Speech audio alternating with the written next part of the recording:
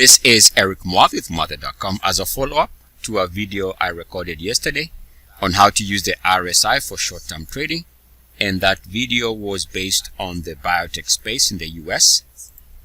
So this is the video here. This is going to be a follow-up, and to be clear what we're talking about in that video, so this is going to be in the description of this video, or if I don't include it for some reason, if I forget, just make sure to search for this video again. This is going to be the follow-up.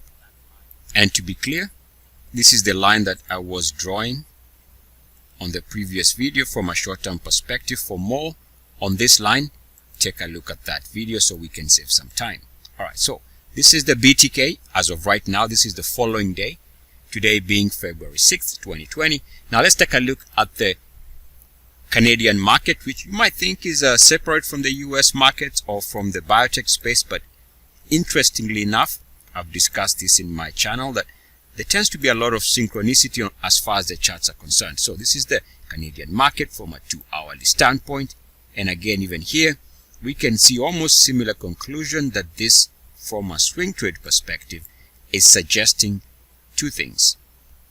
So either we're going to continue seeing this resistance in the here and now, hour to hour, suggesting that as long as that is the case, this continued resistance is good enough to influence the RSI lower, which ultimately is going to lead to a swing trade on the way down. Again, a swing trade for now.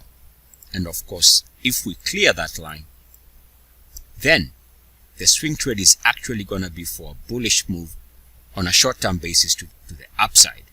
Now, if I stay with this line here and I go backwards in time, you'll notice that it gives us some of the reversal areas where we break down on the RSI and resistance here, just to mention a few of the areas where from a short-term perspective we got pullbacks. And notice how the market had a nice response once we moved above that area here. So that is the Canadian market. And if you take a look at the BANKNIFTY, again, all these things are lining up, which is not a surprise. It's something we see a lot, and which also, by the way, means that if you are watching one market, it can actually give you sometimes an early signal what you expect in your own local markets. So here we can see, based on my original method, which I call the Muathe Uniformity method, links are going to be in the description.